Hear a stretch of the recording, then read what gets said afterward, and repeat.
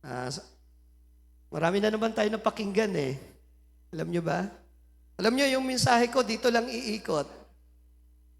No, pag ito na ipakita ko at naintindihan ninyo, siguro ang 10 minuto sapat na. No? So, inahan niya ko kayo sa pagtayo. At inyo akong samahan sa pagbasa rito sa aklat ng Matthew chapter 19. Punta na lamang tayo doon sa verse 6. Wherefore they are no more twine, but one flesh. What therefore God hath joined together, lest not man put asunder. Isa pang talata, bago tayo umupo, turn with me in Genesis chapter 2, and verse 24. Therefore shall a man leave his father and his mother, and shall cleave unto his wife, and they shall be one flesh. Tayo manalangin. Salamat po, dakilang Diyos, sa iyong mga salita na pinagkaloob sa hapong ito. Marami na po kaming napakinggan na tapat, naniniwala kami na meron ka pang idaragdag na lubos na magpupuno sa aming sisidlan. Ang iyong abang lingkod ay walang anumang kakayanan o magagawa. Natapat ikaw ang tagapagturo at ikaw ang nagbibigay ng mga salita. Gamitin mo ang labing putik ng iyong abang lingkod, daluyan ng mga salita ng buhay, gamitin sa iyong kapurihan at sa iyong kaluwalhatian. At habang ang iyong mga salita ay pinapangaral, langisan mo ang aming pandinig at aming mga puso upang walang anumang masayang na sandali na aming gugugulin sa huling bahagi ng gawaing ito. At kung mayroon mang mga pagkukulang, pagsalangsang at pagkakasala na iyong nakita at nasumpungan sa amin, o Diyos, ipagpatawad ito at hugasan kami ng banal na dugo na iyong bugtong na anak upang walang maging haga sa gabal at hadlang sa mga pagpapala na iyong inilaan upang aming tanggapin sa hapong ito. Ito ang aming dalangin sa makapangyarihang pangalan na iyong bugtong na anak, aming Panginoong Kristo Jesus. Amen. Tayo po ay makakaupo. Okay. So, naintindihan ko, medyo pagod na rin kayo, pero sana wag kayong manahimik. No? Kapag ka naintindihan ninyo, walang masamang mag-response. Alam nyo, pag tayo ay tinugon sa pangangailangan natin o may kailangan tayo, di ba? Meron tayong pang-agaw ng atensyon. Kaya kanina, mga nagtatanong, yung nagsasalita. Hindi sila nagtatanong dahil di ninyo alam. Nagtatanong sila para maintindihan nila, malaman nila na dyan pa kayo. No? Kasi kung wala na kayo dyan, pwede na tayo mag-dismiss, no? Pero naniniwala ako nandiyan pa kayo. Kasama ko pa ba kayo? Mahina. Naubos na yata ang boses sa kakakanta. Kasama ko pa ba kayo? Okay. Hindi ako magsasabing pumalakpak, pero pag natuwa kayo at pinagpala, walang masama. No? And then kapag inabot, magsabi kayo ng amen. Di na ako magtatanong. Kasi pag nagtanong ako, puro tanong na. Si Brother Brian, inubos yung tanong ko eh. No? So, mula sa salita nating binasa, actually, ang Romans chapter 7, verse 1 to 7, o 1 to 6, pertaining yan, sabi ng ating kapatid Brother Branham, nang ipinangaral niya yan, that was Thanksgiving, pero sabi niya, Thanksgiving, para bang ang pinag-uusapan, divorce. Ang Matthew chapter 19, ang topic dyan, that is a divorce. Nagtanong kasi si Peter, anong ground pwedeng hiwalayan yung babae? No? Kakaiba. Ang topic natin yun. Pero bakit divorce? Paghihiwalay. Well, actually, mga kapatid, walang tunay na pagsasama na makikita natin sa Matthew 7, sa Romans 7, sapagkat kung yung kautusan, itinitipot larawan na yung unang asawa ay kautusan, yung kautusan hindi namamatay. Alam nyo ba na ang kautusan hindi namamatay? Ang namatay ay yung asawa ng kautusan. That was Romans chapter 7, verse 4. Pakilagay, basahin natin. Salamat, Brother Abe. No? Sinabi na niya yung kaninang umaga. Sabi ron, gayon din naman mga kapatid ko, kayo'y nangamatay rin sa kautusan sa pamamagitan ng katawan ni Kristo. So hindi yung kautusan ang mamamatay. Dahil kahit kailan, ang kautusan ay hindi mawawala. Kaya pag may kausap akong Seventh-day Adventist, sabi sa akin, hindi ka ba naniniwala sa kautusan? Naniniwala ako. Dahil ang kautusan ay hindi pwedeng mawala. Naintindihan po ba? So dito, ang namatay, hindi yung asawa ng kautusan. Ang namatay ay yung nakikisama sa kautusan. Sino yon? Tayo. Maliwanag? No. Kasi hindi ako abot ng alas 5. No? Sikapin ko mga 15 minutes. Payag kayo? Walang sumasagot.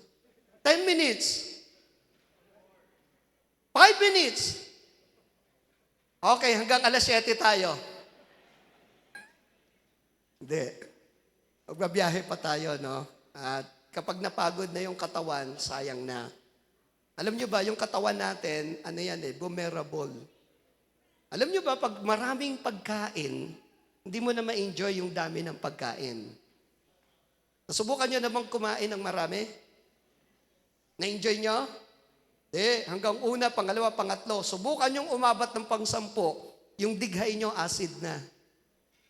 Pag ang dighay nyo acid na, isusukan nyo na yan. So, moderate lang tayo. So dito, ang namatay, Brad, pakilagay mo lang. Huwag mong aalisin. Sino ba yung operator natin? Ikaw, Brad? Tayo na naman. Pag dumadalaw ako sa San Pedro, na-stress yan. Relax ka lang. Ako lang to. No? Okay. Yung namatay ay ang babae. Sa panong paraan namatay yung babae sa pamamagitan ng katawan ng ating Panginoon. Yung kanyang kamatayan sa krus ng Kalbaryo ay kamatayan natin. Ngayon, dahil naranasan natin ang kamatayan, malaya hindi. Kaya nga sabi ni Paul sa Galatian, ako'y napako na kasama ni Kristo sa krus. Masyadong nagmamadali. Sinorkat na. Sa itaas na bahagi, sabi niya, kung aking itatayo, yung sinira, yung nagiba, masusumpungan akong pasaway.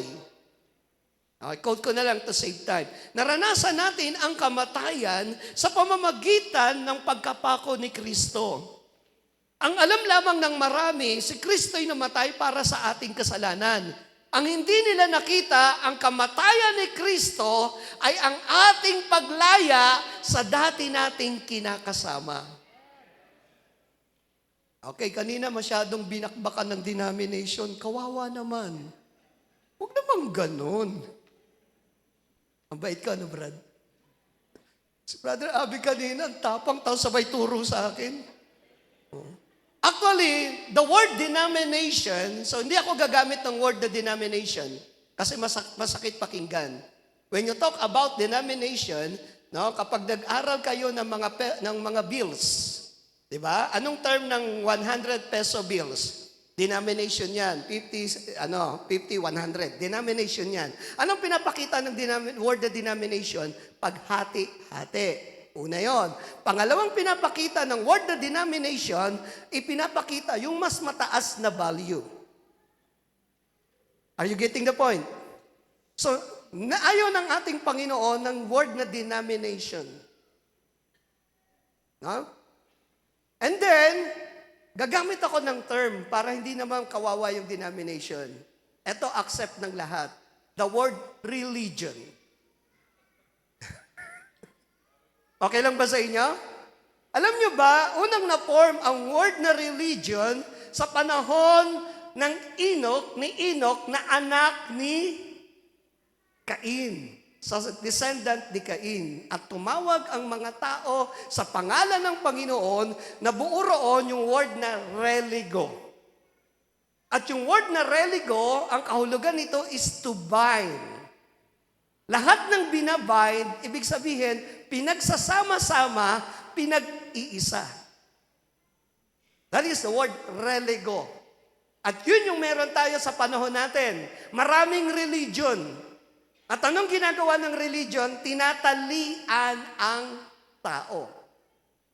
That is the word religo. So doon yan sa panahon pa lamang ni Enoch, hindi si Enoch na yung na-raptured, yung Enoch sa descendant ni Cain. So ang word doon is religo, na ang kahulugan ng word na religo is to bind. So it seems parang unity, pero yan yung unity that must have quantity. Naintindihan nyo? Because that is religion. Hindi sikat ang isang religion kapag kukonti. Tignan ninyo paano magyabangan ng mga relihiyon. Mas marami kami. Ba? Pero yung bride, pwede ba magsabing mas marami kami? No. So hindi nakakapagtaka. Sa panahon natin, pag pumunta ka, madami kami, nauna kami, mas malaki ang bilang namin. That is religion. No? Nakita niyo po ba? Tumatawag din yan sa Panginoon. Huwag niyo sabihin na yung mga tao rin hindi tumatawag. Tumatawag rin sila sa Panginoon. Pero alam niyo ba, ang Bible na nagturo, sino mang tumatawag sa Panginoon, nag-iingat ng kanyang sarili. Lumalayo sa mga masamang bagay. Naintindihan niyo po ba? So dito, yung teksto na kinuha natin, naranasan ng asawang babae ang kamatayan sa pamamagitan ng katawan ng ating Panginoon. Sabi niya rito, upang kayo'y makisama sa iba, sa makatwid bagay doon sa nabuhay na magbuli, upang tayo'y magsibunga sa Diyos. So kung hindi siya mamamatay, hindi tayo makakalaya. Alam niyo ba yun? Doon pa lamang sa Egypt, ang tunay na paglaya sa Egypt, merong dugo. Walang kalayaan kung walang pagbububo ng dugo. Tandaan niyo ang bagay na yan. Kahit sa himagsikan, no? Kahit sa pagtatanggol ng bansa, kung ako pinanganak sa panahon ng Spaniard, sigurado yung dugo ko ay tutulo sa lupa. Dahil sisigaw ako ng freedom. Pwede ka bang magsabi ng freedom? Hawak mo ay sombrero? Freedom. Pag sinabi kong freedom, anong hawak ko? Sandata. Ay, mga bolo at saka yung anong gamit ng mga kaputenero. Ano yan? Kaputenero. Tama ba? O, sige. Ayun, alam niyo na. Nautal na ako. No? Ibig sabihin, merong sandata. May pakikipaglaban. At every time na may pakikipaglaban, may dugo na nabububo. Ang kaibahan lang natin, ang ating pakikipaglaban, hindi sa dugo at laman. So ngayon, naranasan natin ang kamatayan, no, na abolish ang ating unang kasal. Sabihin ng mga binatat dalaga, teka, pastor, di pa ako naikakasal. I'm talking spiritual wedding. Naintindihan ba?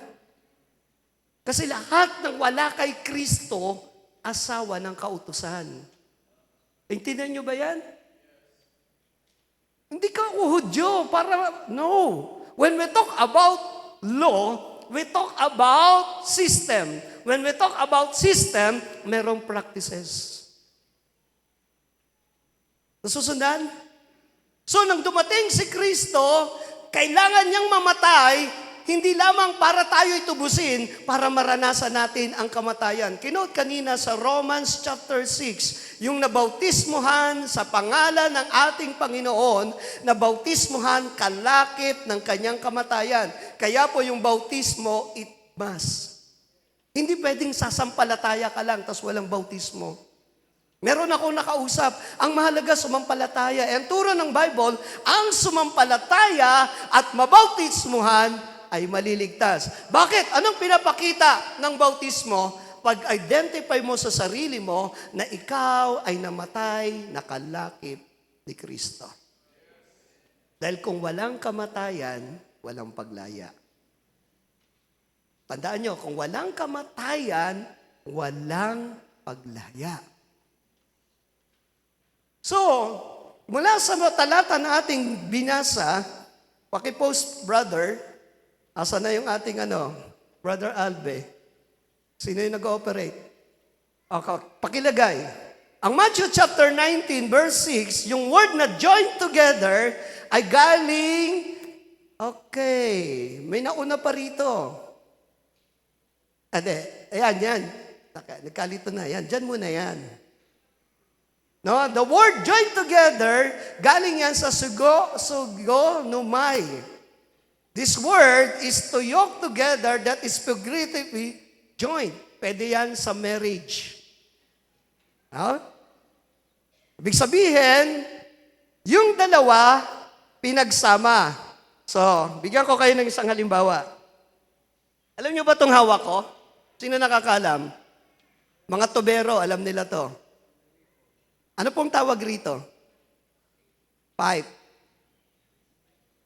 PVC pipe. Pero may term sila, may tinatawag na coupling. Tama? Meron ditong female at merong male. So meron silang common denominator. Hindi pwede kasing magsama ang walang isang kalikasan. Mahirap pagsamahin ang hindi parehas na kalikasan. Kaya nga sabi ni Jesus, in the beginning, it was not so. Alam niyo bang mahirap pagsamahin hindi parehas?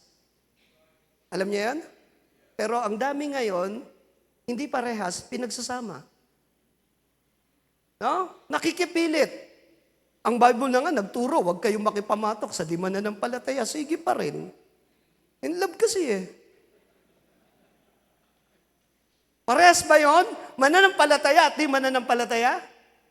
Magtatanong lang ako ng diretsyo. Kala ko, sabi nyo, di kayo magtatanong. Nagtatanong ako dahil kailangan ko ng sagot. Parehas ba ang mananampalataya at di mananampalataya? Maliwanag. Pag pinilit mo yung pinagsama, pag pinilit mo yung pinag-isa, masisira sila parehas. Didiretsahin ko na. No? Kung ito, iba ang sukat nito at ito, pilitin mong pagtugtungin. Masisira, hindi? Masisira. Kaya mabuti, past learner kayo. No? Huwag na matigas ang ulo. Yung hindi parehas, mo pilitin pagsamahin. Kasi kung bumili ka ng 3/4 brad tsaka uno, kahit anong pilit ko dyan, no, masisira lang yung isa dyan. Parehas mo yung hindi mapapakinabangan. Eto, parehas yung sukat. Yun, nalaglag. Parehas ang sukat. Medya? Medya rin ito. Yung thread dito, pasok sa thread nito. Parehas hindi? Madali po yung pagsamahin. Isa lang yung pumalakpak. Isa lang yung natuwa. Isa lang yung na-enlighten. Yung iba, ano yun? Now, hindi ko hangad na mag-entertain. Pero kung natutuwa ka, pinagpala ka, diba? Mahirap bang pagsamahin yung parehas? Hindi. Nahirapan ba akong pihitin? Hindi. Bakit? Parehas sila. Yun yung sunod na salita. Pag pinindot mo yung G4, T862, ang ibig sabihin na ito, yung salitang zone. Pakilagay, brother. Doon tayo sa zone. Kasi dalawang salita yan. Na pinagsama yung salitang zone, no? Hindi yan soon to open, ha? Yung salitang zone, primary denote union. Pinag-iisa. Naintindihan niyo po ba? Pag ito pinag-isa ko, ilan nakikita nyo? Isa lang. Alam nyo ba, si Adan at si Eva, to begin with, isa lang yan. Naniwala ba kayong isa lang yan? No? Hindi sila pinag-isa. To begin with, isa lang yan. Iba yung pinag-isa, iba yung isa. Ilan nakikita nyo ngayon? Isa, di ba? Kung may dalawang tubo, alam nyo ba, dahil sa kasalanan, so anong purpose ng PVC pipe? Para yung tubig dumaloy. Sa John chapter 7, yung tubig inilarawan sa banal na espiritu. Yun yung purpose na daluyan ng PVC pipe. Siguro naman, di kayo gagamit ng PVC pipe, daluyan ng tubig ng kanal. Pwede, yung nakabaon. Pero itong hawak ko, alam nyo kung saan gamit to. Daluyan ng tubig. Dahil sa kasalanan, naputol, may nakaapak. At nung maapakan, kailangan mong pagdugtungin. Gagamit ka nito. Diba? Subukan mong pagdugtungin yung isang PVC na naputol na hindi ka gagamit nito, hindi mo siya mapapagdugtong. Sasabihin, hindi, kasi gagamit ako ng mas maliit. Pero may singaw, may tumutulo, na pagdugtong mo nga, pero may leakage. Ayan pinag-usapan natin walang masasayang na tubig. So the word sown, that is union together, no? Sa pag-union na yan, ibig sabihin, yung magkaparehas, hindi mahirap pag-isahin. Intindihan? Pwede na ako magtapos. Nakita nyo ba yung thread? Hindi nyo na makikita yung thread ngayon. Pero habang hiwalay siya, makikita mo yung thread. Pero pag pinagsama ko na siya, makikita mo pa ba yung thread? Hindi na. Alam nyo ba, na itong thread na to, ay dapat magpasakop sa thread na dadatnan niya. Kaya ang nobya, kailangang magpasakop sa ating Panginoon. Kapag magkaiba ang thread niyan, no? Ito, pino yung thread nito. Pino ba? Pag ang thread nito ay magaspang at di ukma sa thread na naririto, kahit yan parehas ang sukat, pero magkaiba ang thread, parehas silang masasayang. May friction na mangyayari. Nasusundan po ba? Saan ka ba naman nakakita na bride, mas marunong pa sa groom? Parang thread na magkaibang sukat. Pilitin mong ipihit, pilitin mong ipasok. Ang masasabi dyan, ang magyayari, lost thread. Kaya maraming Kristiyano ngayon, lost thread Naniwala ba kayo na maraming Kristiyano ngayon, lost thread? Bakit lost thread? Alam nga naman paliwanag ko. Nangangatuwiran nga, kaya nga na lost thread Pagka kayo magkakalas ng may tornilyo na may thread, huwag niyong pilitin. Di ba? Pag nagkabit kayo, kahit may power range kayo, ang gagamitin niyo muna manual, see to it, pantay. Ama, hindi porkit kumagat na bira ka ng bira, sige. Lost thread na pala. Maraming Kristiyano lost thread. Na-lost na trade pa. Okay, sana kung na-trade ng maganda Kaso, na-trade pa-loss. And then, yung isa pang salita na gusto kong tignan natin, yung so good, that is a couple. Ito, couple to female and male. Diba? Dalawa yan. Pag sinabing couple, dalawang personal identity, male and female. Kaya nga, hindi pwedeng ikasal yung male sa male at female sa male. Masisira yung law of nature. Dapat, female, sabi ng ating Panginoon sa pasimula, nilikha sila, babae at lalaki. Walang nilikha ang Diyos na magagalit sa akin yung LGTB. Magagalit, hindi. Wala akong magagawa.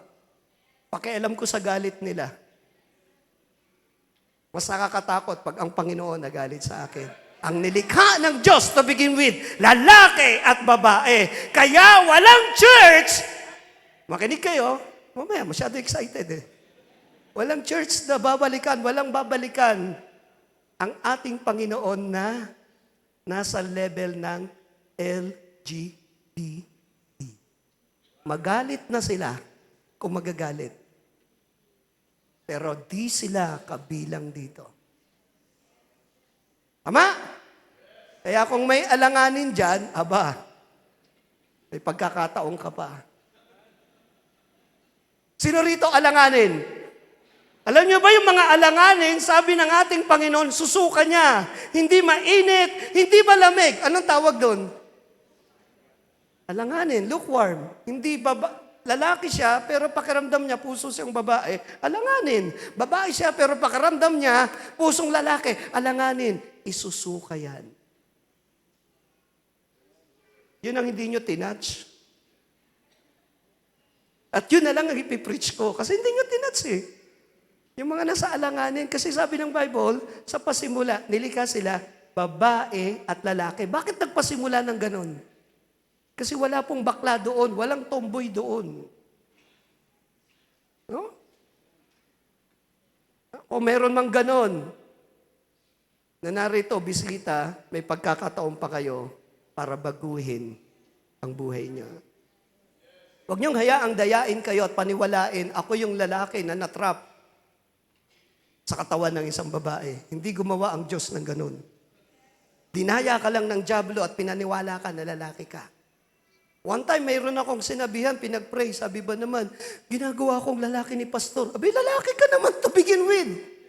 Hindi kita ginagawang lalaki. Naintindihan niyo po ba? And then, meron namang isang babae siya, sabi niya, pastor, kumusta na kayo? Ay, umayos ka, ha? Babae yun, pero, pastor, kumusta na kayo? Umayos ka. So, ang isa pang salita na gusto kong tingnan natin ay ang pinakita sa Genesis chapter 2. The word cleave, is the back. This word, the back, ipinapakita rito yung katagang abide. Listen, abide. In other words, stay. Ipinakita rin dito yung pass. Yung word na pass dyan, hindi yung nagmamadali. Naka-abide ka na habang nagpapatuloy yung inyong pagsasama, dapat nagiging makulay. Yung kinanta natin, every day with Jesus, it's sweeter than the day before. Dapat araw-araw, lalong nagiging maningas ang pagmamahalan. Kasi yung word na asawa, after 5 years, nawala na yung A. Yung asawa, after 5 years, nawala yung A. Basahin nyo. Sawa. And then another 5 years, nawala na yung S. Anong natira? Awa. Kaya ako lang naman pinakikisamahan yan kasi mga anak namin. Ngayon, another years, di na nakayanan. Nawala yung A. Wa na. Intindihan mo po ba? The word the back, ibig sabihin to stick, to pursue hard. Alam niyo ba yung kasal, madali yan. Pero yung i-maintain ang buhay na may asawa, panghabang buhay yan. Ulitin ko, ang pagpapakasal, pwede mong ipangutang yan. Pero di ko sinabing yung pagpapakasal dyan, mangutang kayo ha. Pero yung i-maintain yung buhay na may asawa, yung marriage life, hindi yan kayang ipangutang. Kaya yung the word the back, ipinapakita dyan yung pursue hard. Stick together till death do us part. Ay sa panahon ngayon, hindi death till debit do us part. Ano yung debit? Yun yung nagiging problema ng mag-asawa ngayon. Ba't kayo tumahimik? Totoo hindi? Maraming pagsasama ngayon nasisira dahil sa utang. Okay? Now, listen. I hope di ako mapasarap. Dahil pag ako napasarap, mahirap akong awatin. Kanina, tinanong ko kayo, 15 minutes, ayaw ninyo. May usapan tayo, di ba? Kaya pag napasarap ako, problema nyo. So, Ang isang verse na gusto ko tignan sa aklat ng kinote ito ni Brother Limwell, dito sa 1 Corinthians chapter 6, 17. But he that is joined unto the Lord is one spirit. The word joined dito ay ginamit yung word na Greek word na kolau. So pakipost yung word na yan. This word kolau means to glue. Kaya nga ito kinuha ko eh. Hindi na lang ako nagkuha ng glue. Ginagamit yung glue kapag walang thread. Tama? Eh, kapag ano pa ako rito, mangangamoy tayo rito. Practical hindi. So ang Bible, Brother Albe, nasan ka na? Yan, hindi dyan, yung isa. Yan, ayan. Hindi, bago yan, yung isa pa. Yan, kolau means to glue. Kaya bago na imbento yung glue, nauna na, yung glue, mayroon na sa Bible. Anong purpose ng glue? Pandikit, pangkapit. Every time nang sinabi to join, pero ang gamit doon ng Greek word is kolau, means Brad. Ano ba? Relax ka lang. Oh, to glue. Naintindihan niyo po ba? So wala pa yung glue, meron na sa Bible. Nasusundan po. This word to glue, that is to stick, to clip, to join in company. So, alam nyo ba, kinuha kanina in the book of Ephesians chapter 4, kung merong pang-glue, pang-bind, pang-bigkis sa mga mananampalataya, walang iba ang Espiritu ng ating Panginoon. Sabi ng banal na kasulatan, by one Spirit, we baptize into that one body. Bakit? Yun kasi yung glue. Yun yung pandikit. Dahil kung walang pandikit, no? Diba, pag gumamit kayo ng ganito, nagbagamit kayo ng solvent ba yun? Yung pinaka-glue? Pag wala noon, ano mangyayari? Nakakalas. Kaya merong mga Kristiyanong nawawala. Hindi nyo kasi ginamitan ng glue. Hindi ko intention magpatawa, but that's biblical. Ano yung glue na pangdikit? Ang banal na Espiritu. Pag kami nag-aana ng tubig, sabi nung kasama ko, hayaan mo na, Kuya Mike, kasi naman masikip naman. Hindi na maano yan. Sabi ko, bakit ka pa bumili ng solvent kung di mo gagamitin? Kasi ang init eh. Di ba yung solvent, pag kinamay mo ang init, tapos maamoy pa, okay na yan. May mga gumagawa, umamin, mga brothers, sino gumagawa ng ganon, di naglalagay ng solvent? Trabaho ng mga tamad.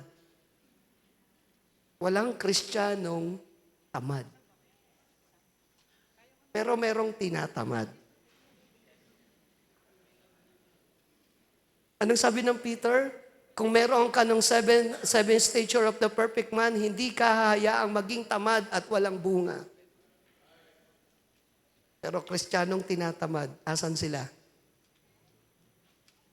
Walang Kristiyanong tinatamad? Gusto nyo magpangalan ako? Walang nga amen? Hindi ko sinabing tamad kayo. Ang sabi ko, tinatamad. Nangyayari ba yung tinatamad minsan? Intindihan nyo po ba? So, ang purpose ng Holy Spirit, na ituro na yung tagapagturo, ito na lang idadagdag ko. Kasi di nyo sinabi yung glue. Yung pandikit, yung pangkapit.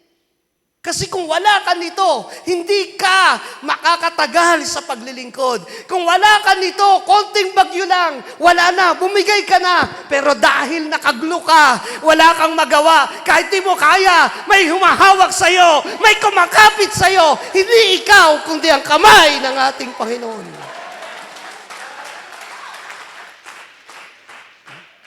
Kaya kahit anong kahinaan natin, hindi tayo makabitaw. Naintindihan nyo ba? Bakit di ka makabitaw? Nakaglo ka na. Nakadikit ka na. Walang makakapaghiwalay sa'yo sa pag-ibig ni Kristo. Hindi ang kamatayan, hindi ang kagutuman, hindi ang kahubaran. Walang makakapaghiwalay. Bakit? Nakaglo ka na. Huwag mong tignan yung kahinaan mo. Ang tignan mo, nakaglo ka na. Intindihan mo yun? Tignan nyo yung mga nakaglo. Pag pinilit yung paghiwalayin, mawawasak. Hindi nyo mapapakinabangan. Kaya kung nakaglo ka na, huwag ka na magpumilit umalis. Nakaglo ka na eh, aalis ka ba? Pag pinilit mong kumalas, masisira ka. Glory!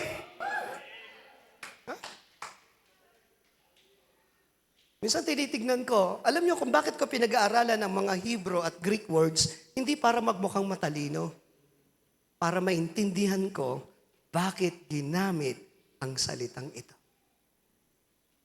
Yun yung hindi nabanggit about Holy Spirit. May nagbanggit ba? Wala. At least may natira. Kaya nga sabi ko, 15 minutes okay na.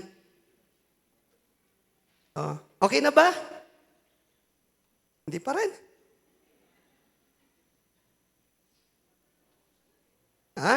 Nasa glue pa lang tayo. Actually, meron pa rito. Alam nyo, ginagawa ko ngayon, nagbibitin ako eh. Kaya pag dumadalaw ako sa San Pedro, kung kailan takam na, magsitayo na po tayo. Para magbabantay sila. So, ang isang purpose ng Holy Spirit is to glue. Kakaiba yung pandikit na yan. Naintindihan po ba? Okay. Now, isa pang talata rito na gusto kong tignan natin, in Ephesians, sa chapter 5,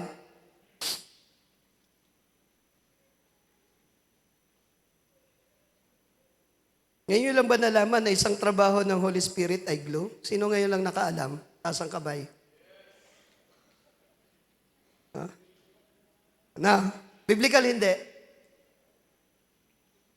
Kaya yung iba, alam nyo ba, kapag naintindihan nyo na Holy Spirit ay glue, hindi na kayo babagsak sa Ephesians 4:30. Intindihan nyo yun? Ang Ephesians 4:30, pinipighati mo yung Spirit. Pero pag alam mong nakaglo ka na sa Spirit, bakit mo pa siya pipighati? Pinahirapan mo lang sarili mo. Nakadikit ka na nga eh. Yung hindi nila naintindihan na ang banal na Espiritu, yun yung pandikit, para maingatan sila, nagiging guilty sila sa Ephesians 4:30. Ano yung nakalagay sa Ephesians 4:30? Paki-post. Pero dun sa nakaunawa na nakaglo na sila, hindi nila ito magagawa. Pero yung di pa nakaunawa, huwag ninyong pighatiin ang Espiritu Santo ng Diyos na sa Kanya kayo'y tinatakan hanggang sa karawan ng pagkatubos. 31. Ang lahat ng kapaitan, kagalitan, pagkakaalit, kadaldalan, panglibak ay maalis nawa sa inyo, pati ang lahat ng masamang akala. Yun yung dapat mawala, hindi ikaw yung mawawala. Ang ibang Kristiyano, ayaw nila yung mawala. Sila yung gustong kumawala. Ay, ito masisira ka talaga. Naintindihan niyo po ba? Ito yung dapat mawala. Kasi ito, hindi yung kakapitan ng glue. Kaya pinaaalis. Naintindihan niyo ba? Hindi yung kakapitan. Hindi dyan didikit. Yun yung pinapaalis. Kaso yung Kristiyanong nakaglue, Pastor Nick, ayaw ipaalis yun. Yun yung problema. Bakit napipighati ang banal na Espiritu? Maliwanag? So lahat ng nagluna ng banal na Espiritu, wag na kayong magpumilit kumalas. Ito yung isuko ninyo. Wag mong sabing kahinaan ko kasi ito eh. Alam ng Diyos, kahinaan yan. Isuko mo. Now, punta na tayo sa pinaka-main. Intro pa lang yon. Alam nyo ba, na ang Diyos ang gumawa ng paraan para ang kanyang nobya maiharap na walang bahid, kulubot at mantsa. Ephesians chapter 5, binigay ng ating Panginoon ang kanyang buhay para maiharap ang iglesia na walang bahid, kulubot at mantsa. Sa lumang tipan, sa aklat ni Ezekiel, ang Diyos ay nagplano na rin sa mga anak ni Israel sa panahong yun. Now dito, turn with me in the book of Ezekiel, chapter 18, sabi rito, verse 31, cast away from you all your transgression, wherever you have transgressed, and make you a new heart and a new spirit, for why will you die, O house of Israel? Kapag binasa natin sa Tagalog, sabi diyan, inyong iwaksi ang lahat. Yun yung ipinapawaksi, hindi ikaw yung iwawaksi. Yung binasa natin kanina, yun yung dapat iwaksi, hindi ikaw yung iwaksi. Sabi rito, iwaksi ang lahat ng inyong pagsalangsang. The word that transgress, mga kapatid, kinuha rito galing sa word na fesya. This word fesya, mabigat ito. Ang isang kahulugan ng word na fesya, Hebrew word na fesya, ang isang kahulugan is revolt. Pagiging rebelde. Ayaw ng Diyos ng mga rebelde. Meron bang rebelde rito? I hope wala. Alam niyo ba kung ano ginagawa ng rebelde? Nang aagaw yan ng posisyon. Kaya kung ako, halimbawa, mamumuno sa gobyerno, liquidate ang lahat ng rebelde sa akin. Kasi ang gusto ng rebelde, palitan ang kaayusan ng gobyerno. Si Lucifer, ang unang author ng rebellion sa langit. Hindi lang niya gustong pumantay, gusto pa niyang lampasan at gusto niyang palitan ng Diyos. Kaya ang ginawa ng Diyos, ibinagsak siya. Tandaan niyo, church, ang pagiging rebelde ay hindi magaan na bagay. Kaya yung mga anak, huwag kayong magre-rebelde. Di lang kayo mapapalayas. Ang buhay nyo ay magiging komplikado. Mamamatay kayo na naghihirap. Yun ang magiging kalagayan ng rebelde. So this word, fesya, that was Hebrew word. Anong ipinapakita rito? Rebellion, sin, transgression, trespassing. So, yun yung pinapaalis ng Diyos. Sabi rito, pakibalik yung talata. Basahin ko sa Tagalog. Sabi, na inyong isinalangsang at kayo'y magbagong loob at magbagong diwa sapagkat bakit kayo mamamatay o angkan ni Israel?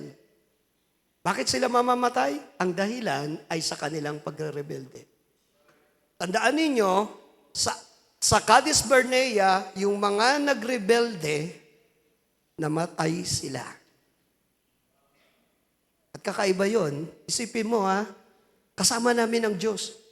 Rebelde na, nagsasabi pang kasama ang Diyos. Sabi ni Moses, hindi nyo kasama ang Diyos. Hindi, kasama namin ang Diyos. Basahin ninyo. Ayun. Pag-alis, ubos sila. Kaya dito, sabi sa panahon ni Ezekiel, sapagkat bakit kayo mamamatay o ang ni Israel? Anong problema nila? Yung puso nila at yung kanilang spirito. Now, church, listen, mahalaga ang bagay na yan. Ang puso at ang spirito. Alam nyo ba, isang function ng ating spirit, nandoon ang konsensya, na-share ko yon sa San Pedro. Pero isang function din ng spirit, andoon yung communion. Genesis chapter 6, nang ang tao ay mahulog sa pagkakasala, sabi ng Diyos, ang aking espiritu ay hindi na makikipagpunyagi sa tao sapagkat siya'y laman. That is, ibig sabihin, wala nang puwang para ito ay magkaroon ng communion ng fellowship. Bakit? Naging karnal. At kung gusto natin ng tunay na fellowship in the Spirit, ang unang bagay na dapat nating maranasan ang pagbabago ng ating spirito. Now, although ang word the Spirit is breath, pero hindi lang yung breath, the nature itself. Itong dahilan, Pastor Nick, nung binata pa tayo, nagkaroon ng changing of soul. Dahil sa statement ni ating kapatid Brother Branham, unless your old soul die, ng definition, soul is the nature of the spirit. Hindi nyo na inabot yan. Pero nung makasagsagan ng panahon na yon, sikat na sikat ang mga two souls. Kaya nung pinagtulungan ako, mga pastor noon, yung people pa ako, sabi niya, pag baboy ka, kahit paliguan ka, baboy pa rin. Mga pastor, pagtulungan yung sipin nyo na lang. Kaya ganito ako katapang. Kasi lagi akong pinagtutulungan. Kaya paumanhin, no? Kung makapansin nyo, lagi akong palaban. Kasi pagka kayo naranasang pagtulungan, bulihin, ewan ko lang. Kung magiging mabait ka. Diba? Sabi ko, sige, maniniwala ako. I-reconcile nyo muna sa akin ang redemption. Kasi kung papalitan, bakit kailangan mong i-redeem? Ang alam ko sa salitang redemption, kung ano yung sinangla mo, yun din ang tutubusin mo. Yun yung dahilan, bakit si Adam, sinadya niya na samahan si Eva, dahil kung mamamatay si Eva, mamamatay rin siya. Pero pagdating ng huling Adan, hindi siya naging pasaway. Ang kanyang kamatayan ay buhay para sa bride. Yun yung kaibahan. Pero kailangan niyang mamatay. Siya na walang kasalanan, sabi ng Bible, ay ginawang kasalanan para sa atin. Bigat nun ha. Siya na walang kasalanan, ay ginawang kasalanan para sa atin, para tayo makalaya. Alam niyo ba yung ginawang kasalanan? Ibig sabihin, hindi siya dating ganon, ipinatong lahat sa kanya, lahat ng bintang, sinungaling, matigas ang ulo, lahat na. Inako niya. Kaya yung kasalanan mo, kasalanan ko, may umako na. So dahil may umako na, anong gagawin mo ngayon? Huwag ka na mamuhay doon sa bagay na binayaran niya. Mamuhay ka sa buhay noong namatay para sa iyo.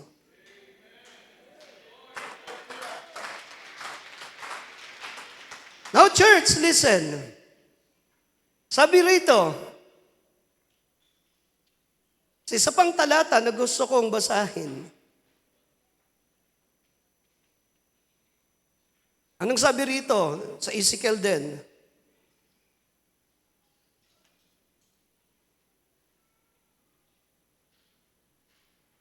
Sa chapter 36, verse 22. Therefore say unto house of Israel, thus saith the Lord God, I do not this for your sake.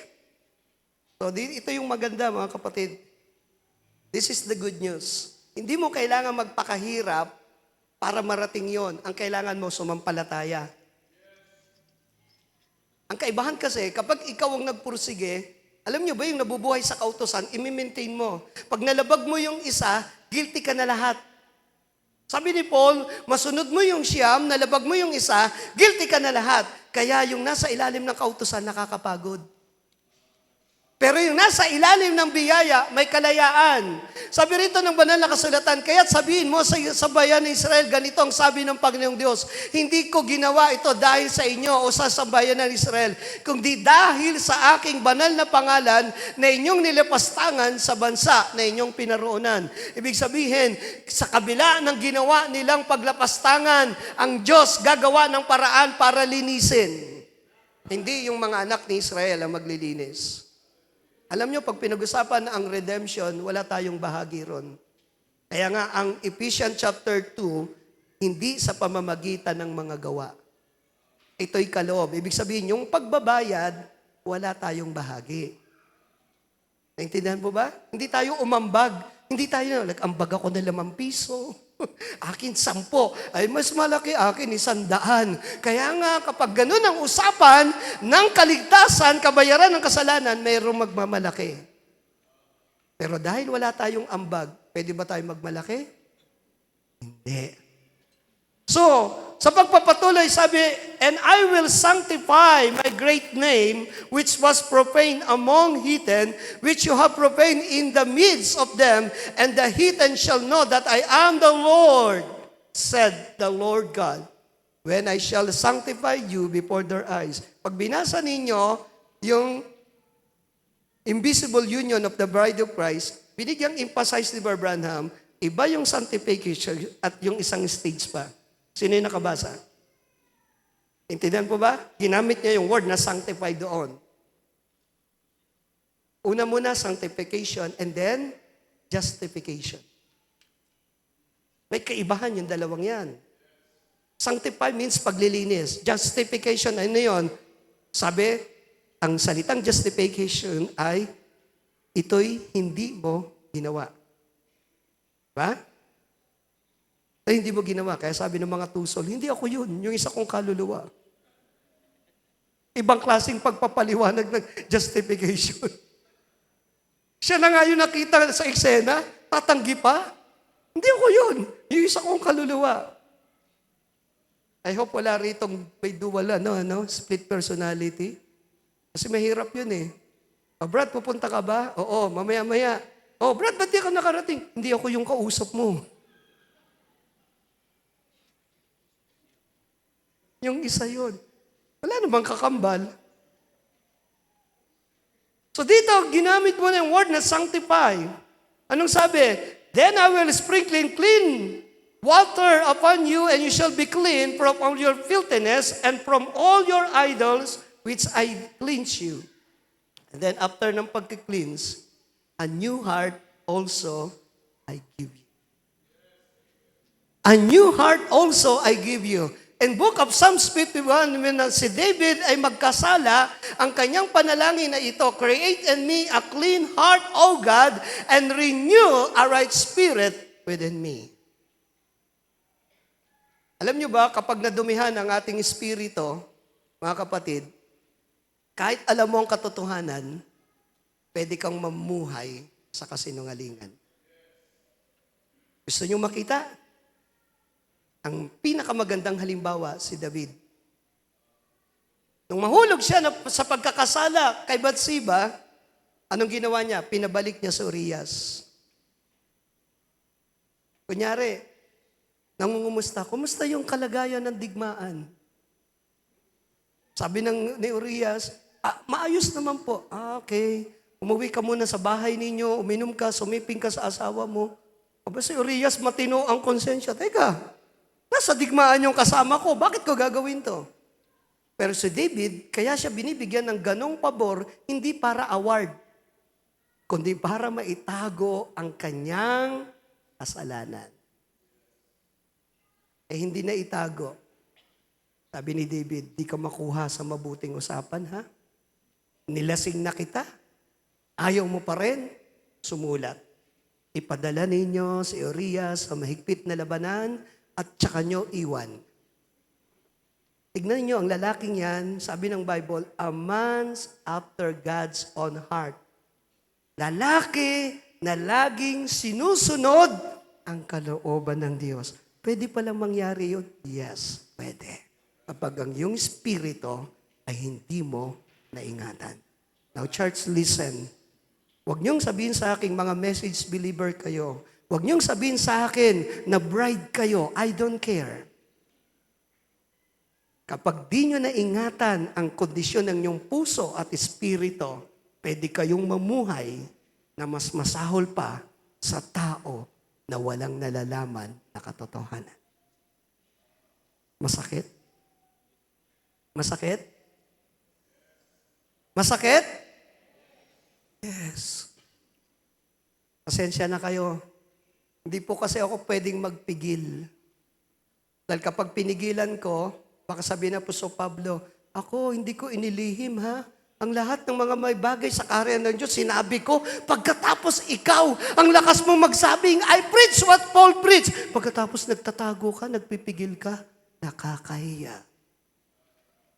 Ang lalakas ng loob sa likuran ng pulpito, magsasabing, I preach what Paul preached. I preach what Brother Branham preached. Pero pagdating sa likuran ng pulpito, compromise.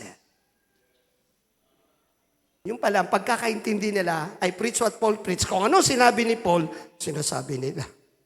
Inuulit.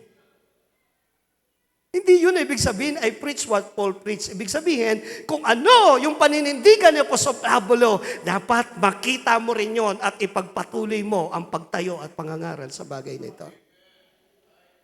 Now, ang salita rito na invisible union of the bride of Christ, may kinalaman sa pagbabago ng puso at ng spirito.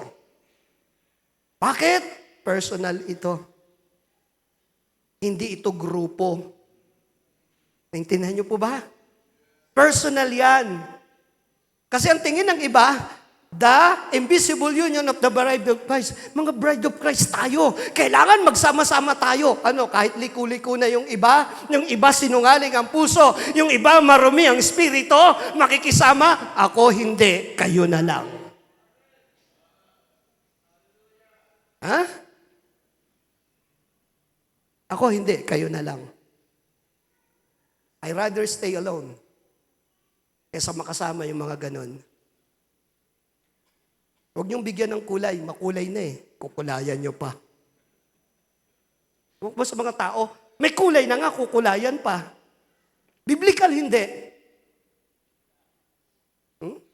Hindi lang naman ang gusto ko marinig eh. Hindi tayo rito nagpapaanuhan. Sayang lang yung pera natin. Sayang lang yung ambagan natin. Tapos, intindihan niyo po ba? Ingatan natin yung ating mga espiritu, ang ating mga puso. Kaya si David, nung ma-realize niya, sabi niya, Panginoon, sa iyo lamang ako nagkasala sa pagkakasala ng pagbububo ng dugo. Bakit? Wala ba siyang binubuo na dugo? Dugo ni Goliath, ibinubuo niya. Dugo ng mga Pilisteo, ibinubuo niya. Pero bakit di siya siningil ng Panginoon? Dahil ang dugo ni Urias, isang inosente, isang walang kasalanan, ibinubuo niya. Siya ba yung pumatay? Hindi mismo siya yung pumatay, pero siya yung utak para mamatay ang taong ito. Nakikita niyo po ba? Kahit anong sabi niya, create in me a clean heart, O God, and renew a right spirit within me. In the book of Luke chapter 9, quote ko na lang to save time, si James, tama ba? At si John, ng ating Panginoon ay hindi tinanggap sa lugar ng Samaritan, nagalit sila. Isipin nyo, si John, the man of love. Sino naniniwala na si John is a man of love? No? Ang lahat ng mga sulat niya ay tungkol sa pag-ibig. Naniwala ba kayo? Taas ang kamay ng naniniwala. Pumalakpak yung naniniwala. Ngayon, itong taong ito na tinugarang a man of love, nagsalita, Panginoon, utusan mo kaming magpababa ng apoy mula sa langit. Tupukin yung mga taong ito. Wow, man of love. Kung di kayo naniniwala, basahin ninyo yung Bible nyo. Kasi kinuha ko lang yan kung ano yung nasa Biblia. Kaso baka ang binasa nyong version, masyadong edited. Sa Tagalog kasi nawala na yung rebuke eh. Pag binasa nyo yung Tagalog, nawala na yung rebuke.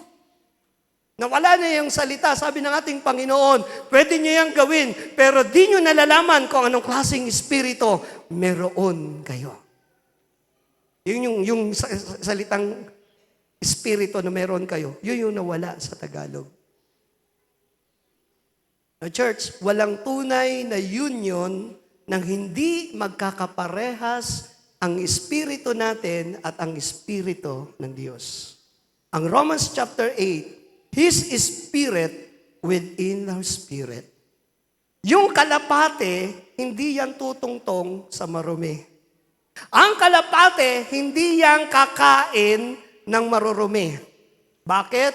Dahil ang kalapate, walang abdo. Tama ba ako? Anong trabaho ng abdo? Ang abdo, mga kapatid, yan yung tumutunaw sa maruruming nakakain. No? Ang kalapate, wala niyan. Kaya kapag ang kalapate, pinakain mo ng marumi, mamamatay yan. Yun yung dahilan, nung pakawalan ni Noah, bumalik. Wala siyang matuntungan. Nung pinakawalan yung uwak, hindi na bumalik.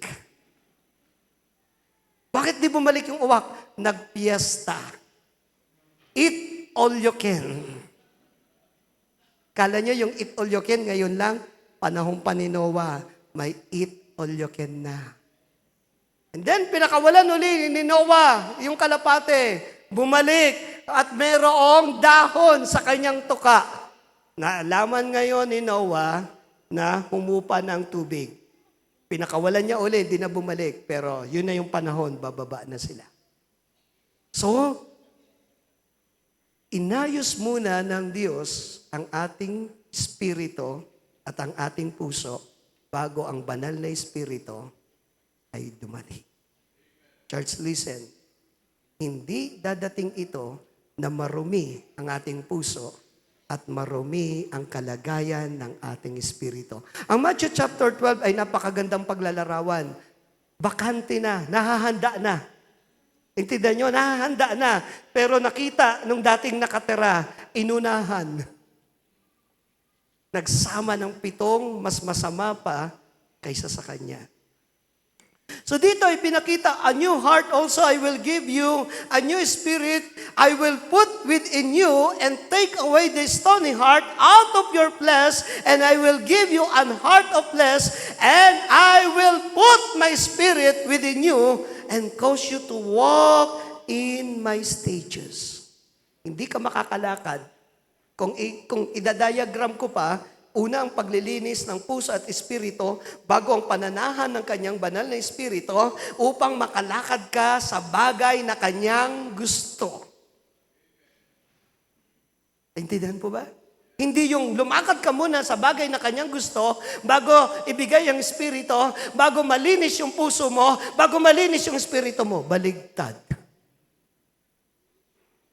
Intindihan niyo po ba? Kayo ba lilipat kayo sa bahay na marumi? Lilipat kayo sa bahay na hindi maayos? Diba? Pag nagpagawa kayo ng bahay, yung may budget, gusto nyo bago kayo tumira, furnace na. Ano ibig sabihin ng furnace? Yung talagang lilipatan na, pinturado na, ayos na. Pero dala ng kahirapan, minsan dahil mahirap, okay, sige na, ang mahalaga may natitiran. Pero ang tunay, maayos muna bago tirahan. So ito yung dahilan. Ang verse na to, ikinoto ni Apostol Pablo sa aklat ng Hebrews.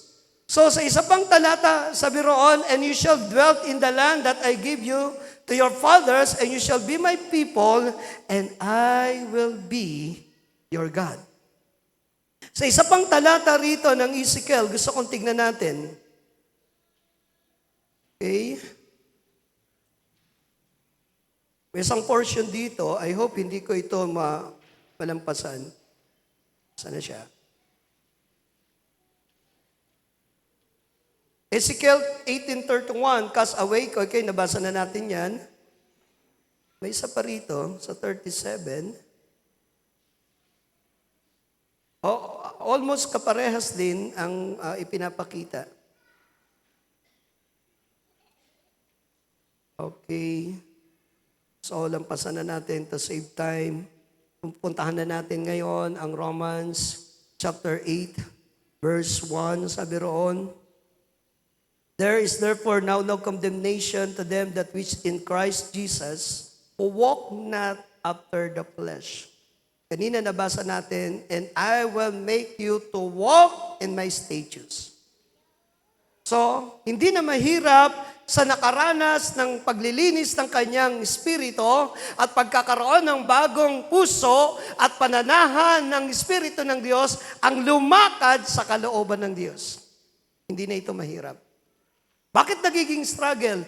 Kasi nga po, gaya ng illustration ko kanina, kapag hindi yan magka-match ba yung malinis na puso espiritu para tirhan ng banal na espiritu? Match hindi. Ba, match? May common denominator ba? Wala. Meron. Nasusundan po ba? Dapat makita natin, when we talk about union, meron silang pagkakaparehas. By nature. Hindi pwedeng magkahiwalay.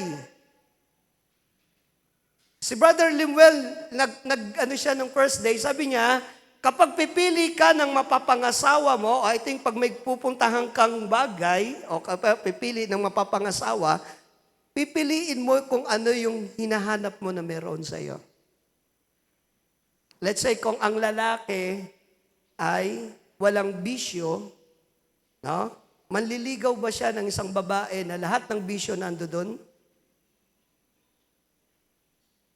Bakit di siya manliligaw? Ha? Bakit di niya liligawan? Kasi hahanapin niya yung kaparehas niya. Hanapin niya yung tinatawag na compatible sila. No? Bakit kailangan yung pagiging compatible? Para magkasundo. Ba? Pag hindi kayo compatible, ano mangyayari? Meron ko narinig, iwiwin ko siya. Ako believer, iwiwin ko siya. Diba? Nakakarinig tayo ng ganun. Iwiwin ko siya. After a couple of years, nawala siya, siya yung na-win niya. Alin yung mas reality? Yung ma-win niya yon o siya yung na-win? Ha? Siya yung na-win. Parang si Samson lang, sabi nung tatay niya, ang dami namang mga babae, dalaga rito sa atin, bakit nung ka pa naghanap? Sabi ni Samson, papangit ng mga babae rito eh. Amoy yun, no? Doon, mga babango. Yung mga babae rito, bata pa, losyang na. Hindi yung sinabi ni Samson, ha? Ginawa ko na lang. Baka mamaya hanapin nyo, saan ba sinabi ni Samson? Kasi Brother, minsan nagdadramatize. Actually, pinahintulot yun ng Diyos para magalit si Samson sa Pelisteo. Huh? Yung magulang niya, pighating-pighati. Sabi, ang dami namang dalaga sa amin dito. Oh. Yun, kasi mas maganda, mas mababangaw. Ano nangyari? Pag hindi kayo compatible, madali kang dayain. Totoo hindi? Di ba yung napangasawa ni Samson, dinaya siya, hindi? Sa panong paraan siya dinaya? No? Paawa effect. Nung nagkaroon ng bugtong, hindi masagot. Sino yung kinampihan ng kanyang asawa? Yung kaparehas niya. Pag di mo sinabi sa amin, magkaano tayo? Ala, umiyak yung babae, hindi mo ako mahal. Kung mahal mo ko, sabihin mo yung sekreto mo. Sinabi ni Samson. Kasi mabait si Samson. Bait niya. Pati yung sekreto na sagrado na binili ng anghel na wag mong sasabihin, sinabi niya kay Delilah. Mabait si Samson. Malakas siya, pero yung puso niya malambot. Intindihan niyo yun? Sino yung mala Samson dito? Pag nakakita ng maganda, wala na. Pastor, diyan ka na muna.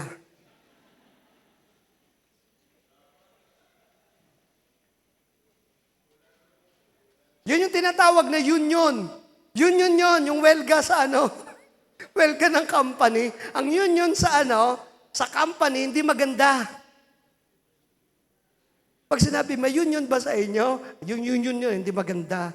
Nagwewelga yun sa company. Pero yung union na pinag-usapan natin, hindi ka ilalayo. Ilalapit ka. Dahil to begin with, isa ka, kabahagi ka, katawan ka ng ating Panginoon. Kahit na dungisan ka, kahit na rumihan ka, kahit anuman ang nangyari sa'yo, ang Diyos gagawa ng paraan. Aakuin niya ang kasalanan, ibibigay ang kanyang bugtong na anak, at di lamang yon, ibinigay ang kanyang espiritu upang ikaw ay magkaroon ng banal sa iyong pagkatao.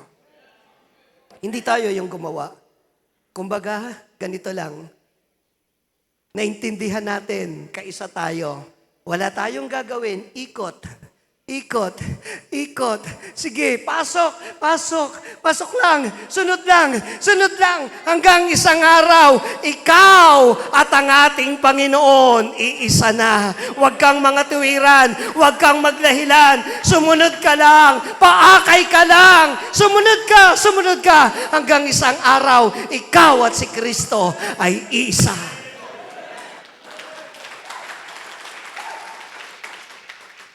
Hindi natin kayang baguhin ang ating sarili. Hindi natin kayang linisin. Alam nyo ba kung anong kahinaan ko? Madali akong magalit. At yun yung kinakatakutan ko. Pag ako nagalit. Yes. Hanggang ngayon, hinihibig ko yun. Yun yung kahinaan ko. Kayo, anong kahinaan nyo? Wala akong kahinaan, pastor.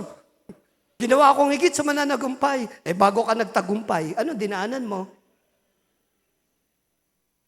Lakas ng loob mo magsabing, ginawa akong higit sa mananagumpay. Anong dinaanan mo bago ka nagtagumpay? Hindi mo ba alam na the greatest battle, ang pinakakaaway mo, hindi yung katabi mo, hindi yung kapitbahay mo, hindi yung nakikita mo, ikaw mismo. Yan yung dapat mong unang mapagtagumpayan. Dahil ikaw ang pumipigil para hindi ka makapasok sa pag-iisa na yan. Huwag niyong sisihin yung katabi niyo. Tigilan niyo na yung pagsisisi na yan. Dahil sa kanya, kaya ako naging ganito. Oh!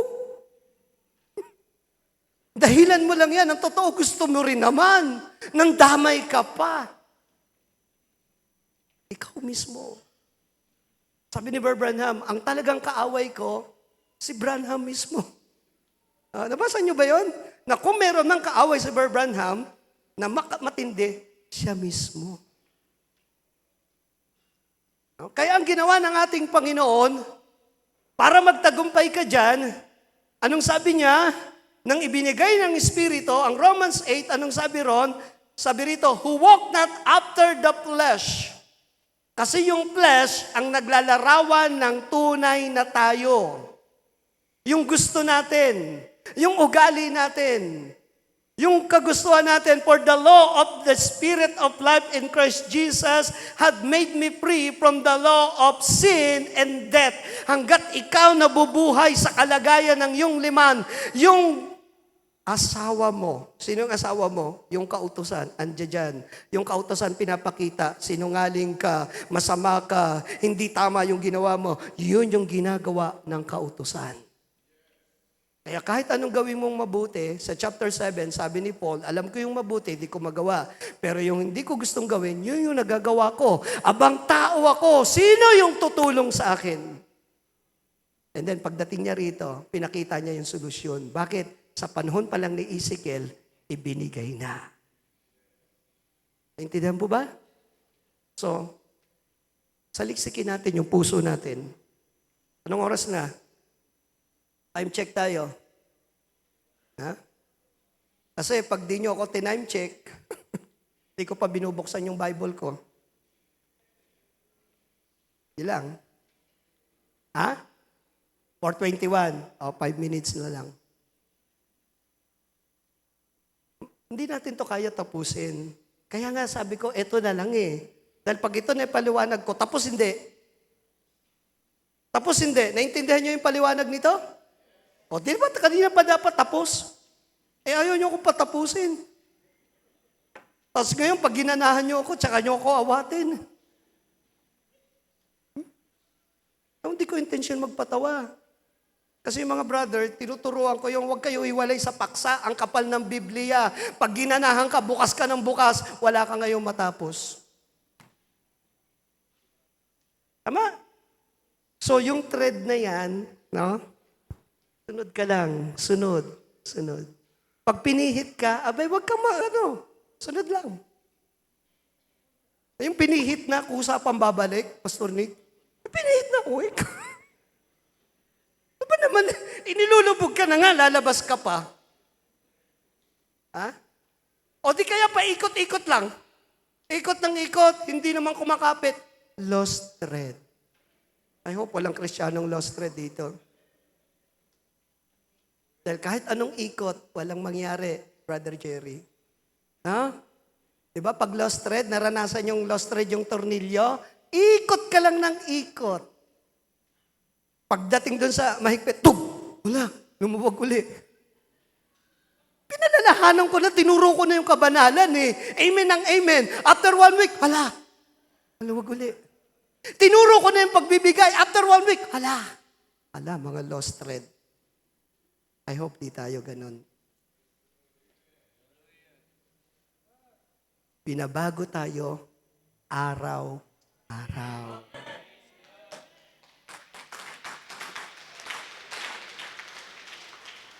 Sabi ni Paul, I die daily.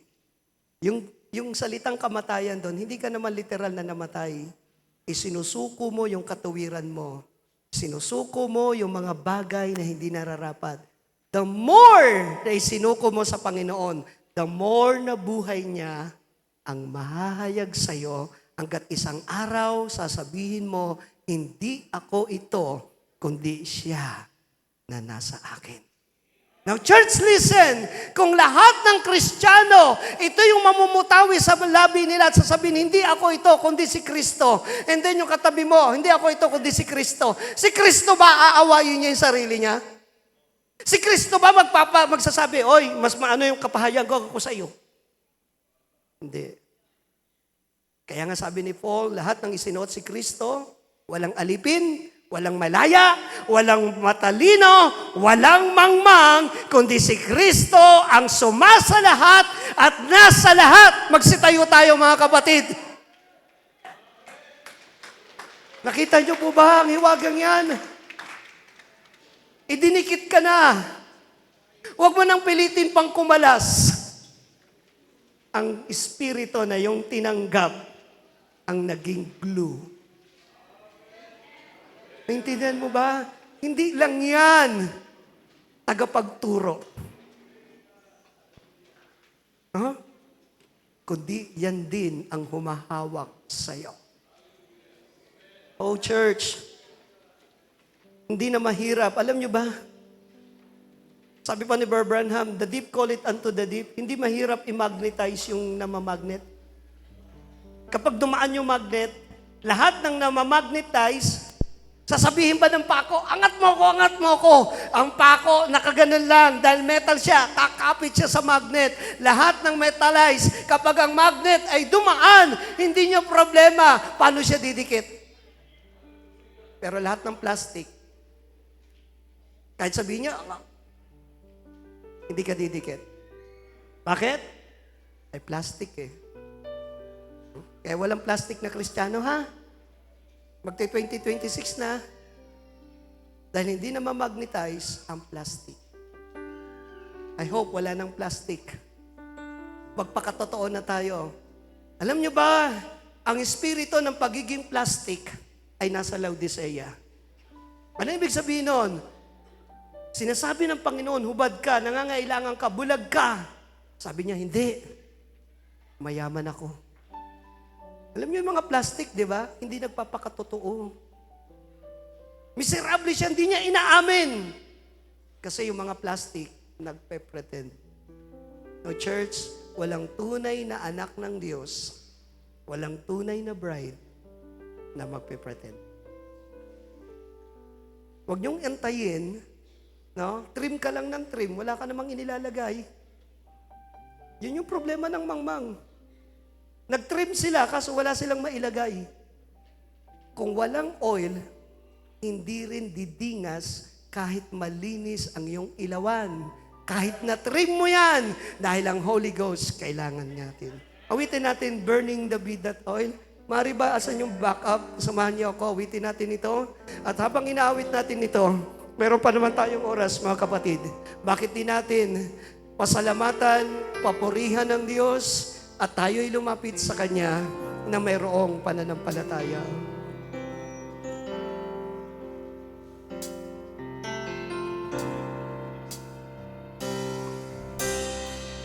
Jesus said in the midnight hour, there's a virgin who hear the great cry. Behold, he cometh, rise stream.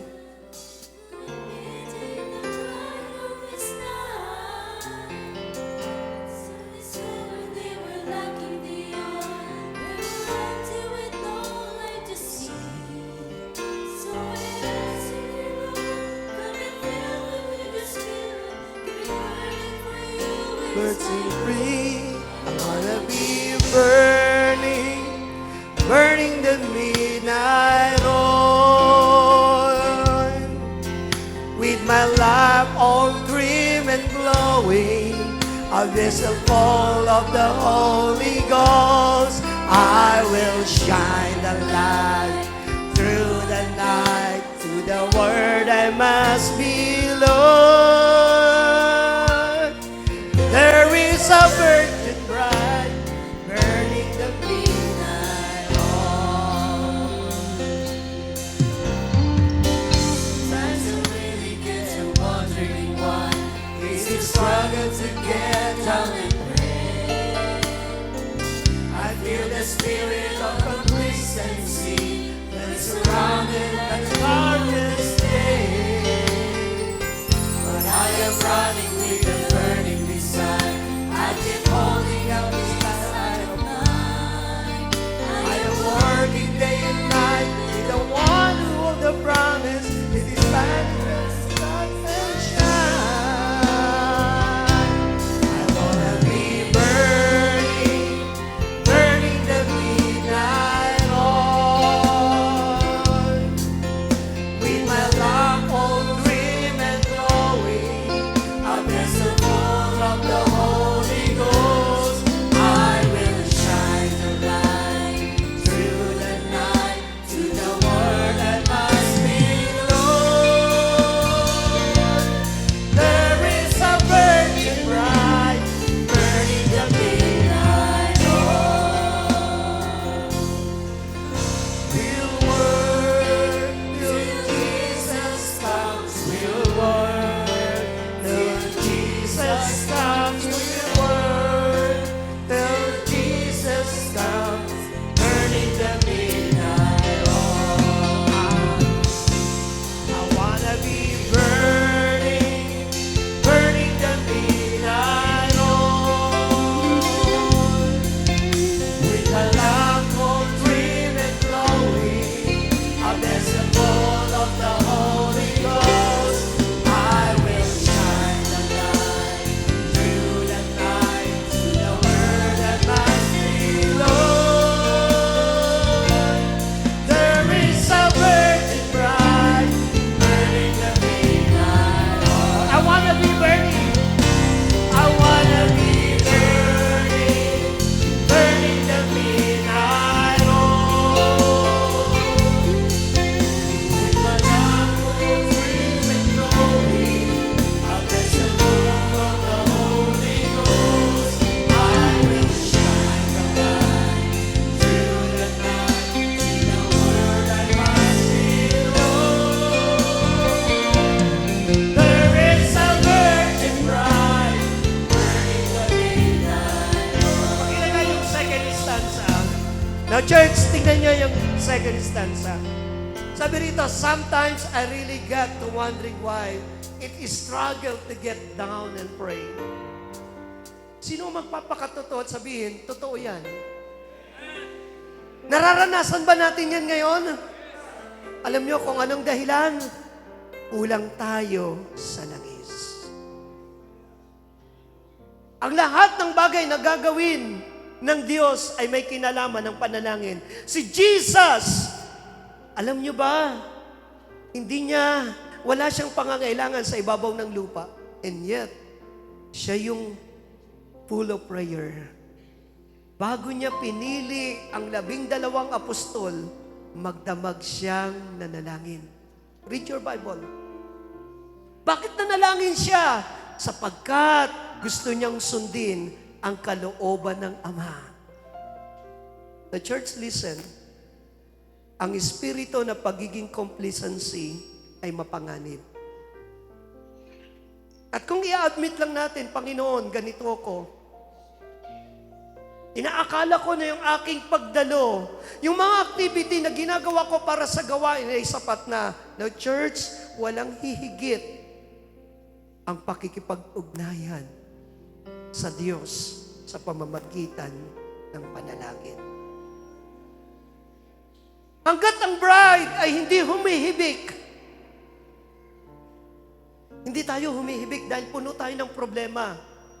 Mananalangin lang ba tayo dahil merong may sakit, merong pangangailangan? No, church, listen, mahigit pa sa mga bagay na yan. It's about time para ang bride ay ay lumuhod at manalangin. Hindi dahil mabigat ang ating problema at pangangailangang material, kundi alam natin na ang unang pag-ibig ay ating iniwan. The spirit of complacency ay ginamit ng dyablo para paniwalain ka na okay ka. Pero deep inside, alam mo, merong kulang. Now, church, hindi ako tatawag ng altar call, pero gusto kong ipakita ang espiritu ng pagiging complacency ay ginamit ng kaaway sa mga mananampalataya sa huling mga araw na ito. At ang bagay na yan ay napakadelikado. At kung hindi natin ito masusugpo, di ba? Hindi natin mararanasan ang panibagong karanasan. Alam niyo ba ang ating Panginoon sa Mount of Transfiguration? Tignan ninyo kung anong pangyayari doon. Tignan niyo kung paano siya nakipag-usap sa Ama. And then, nasaksihan ng mga alagad. At ang sabi ng ating Panginoon, huwag niyong ipagsasabi ang pangyayaring ito. Now, church, may isang union between the bride and Christ na mangyayari at yan ang maghuhudyat para maranasan nila kung ano ang meron sa Mount Transfiguration. But the problem is, kailangan natin basagin ang spirit of complacency. Huwag nating hayaang matapos ang araw na ito sabihin, at least naka-attend ako. It's more than attending this service. At least nabuo ko yung gawain. It's more than that. Dahil ang mga mangangaral, kami ay limitado. Merong kayong pangangailangan na ang Diyos lang ang makatutugon. Ang problema ng 5 mangmang, nang ma-realize nila na kulang sila sa langis, ang sabi ng tinig, bumili kayo sa nagbebenta ng langis. The very moment na pumunta sila para bumili ng langis, siyang pagdating ng kanilang inaantay, nakapasok ang may mga ekstrang langis, pero yung wala, napagsarahan ng pintuan.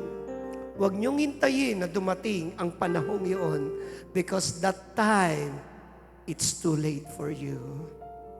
Kung meron mang pagpupuno, ay ngayon. Kung meron mang paglalagay ng langis, ay ngayon. Hindi ang araw ng bukas, kundi ngayon.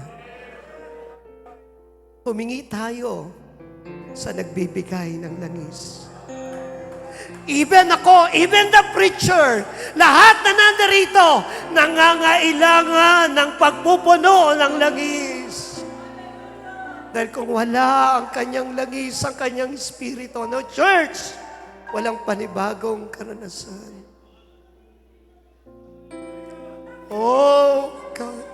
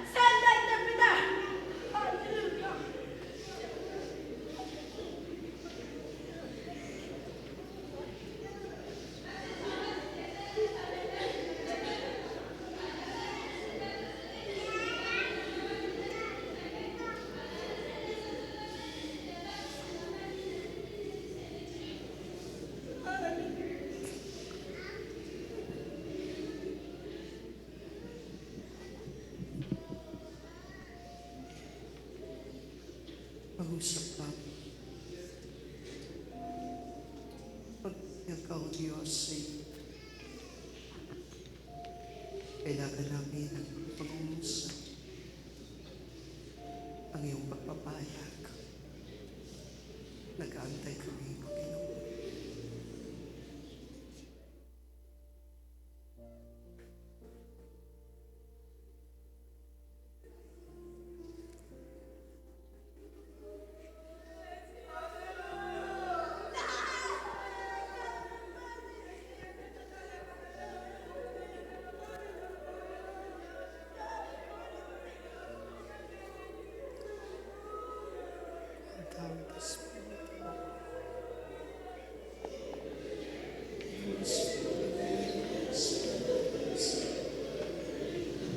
Holy, Holy Spirit, ay kumikilos. Nawin mo sa mga oras nito. Ito ay aking nakita kaninang madaling araw. Sa akin na vision ko ang mga bagay nito. Ipinakita sa akin ng Panginoon ang kanyang Spirit ay narito sa mga sandaling ito. Hallelujah!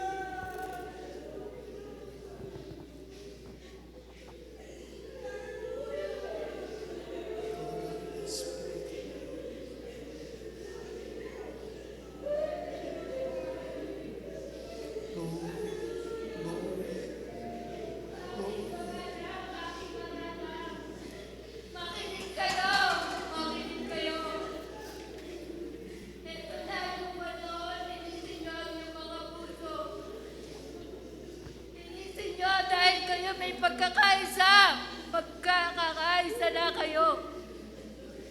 Pag-iisahin ko na kayo dahil kayo'y akin. Kayo'y akin. Kayo ay aking mahal na mahal. Doon tandaan niyo. Malapit na akong dumating. Eto na yon. Eto na ang hinihintay niyo. Eto na ako. Ako'y kasama ninyo. Ako'y kasama ninyo hanggang sa dulo. Hindi ko kayo iiwan ito. Tandaan niyo. Mahal na mahal ko kayo. Mahal na mahal ko kayo. Hallelujah. Ito ang sabi ng Panginoon.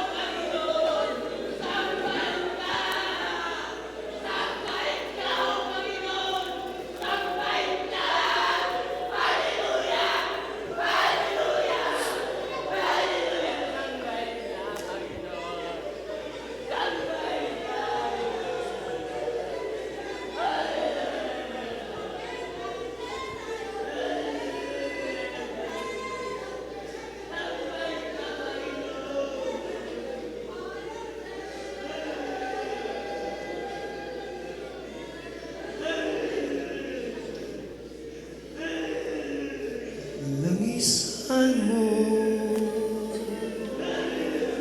ang pusong ito.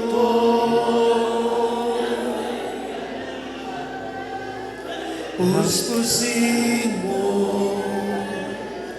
ng iyong espiritu.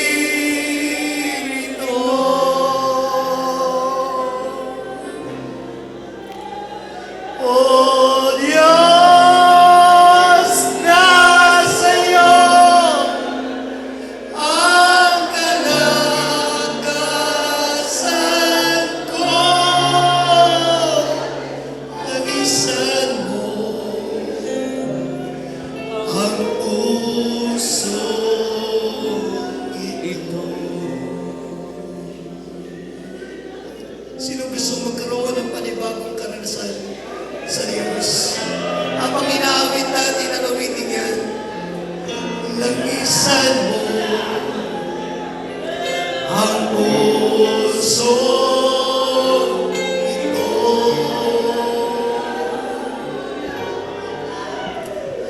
Puspusin mo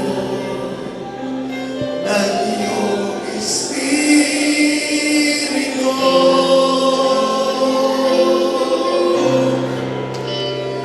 Ang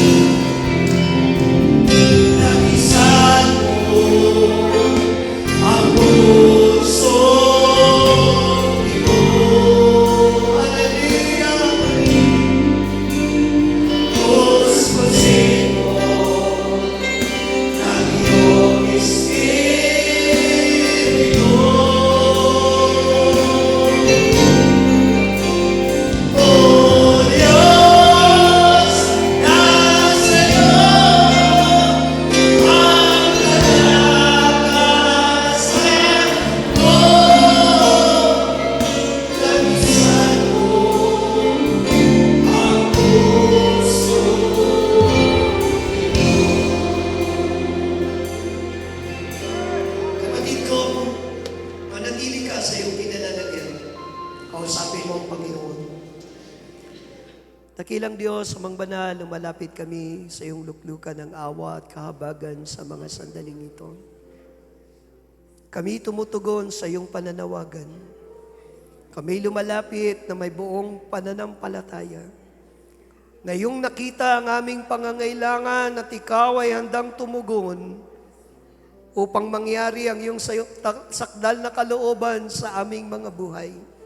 Alam mo ang aming mga limitasyon, alam mo ang aming mga kahinaan, alam mo ang aming mga pagkukulang, wala kaming may tatago sa iyo. Kami ay lumalapit at hayag sa mga sandaling ito.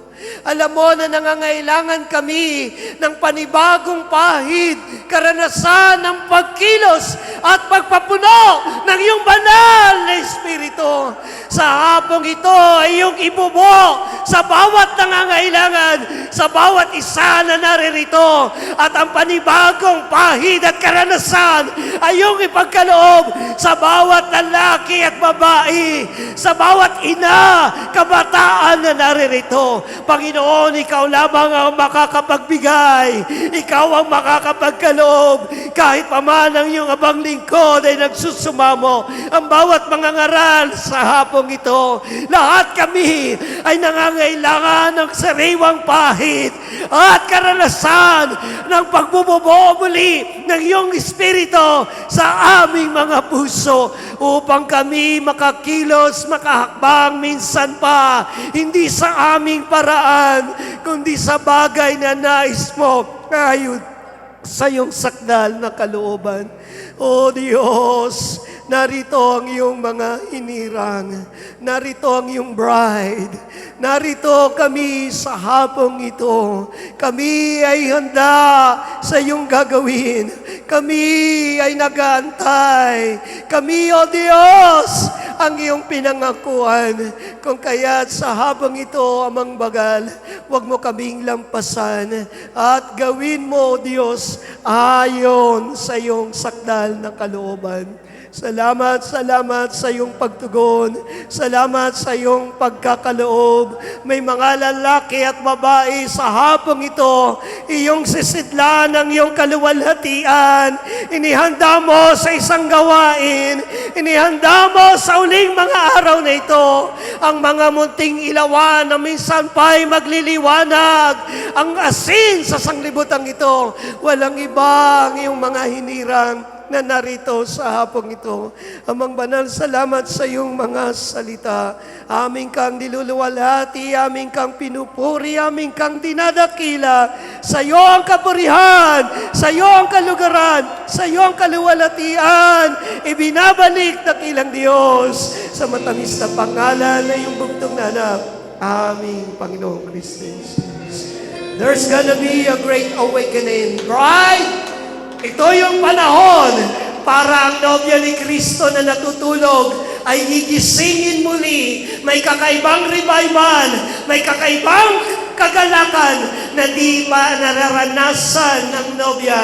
At ang sabi ng ating kapatid, ang revival na ito ay magdadala sa paghahanda patungo sa pag-agaw.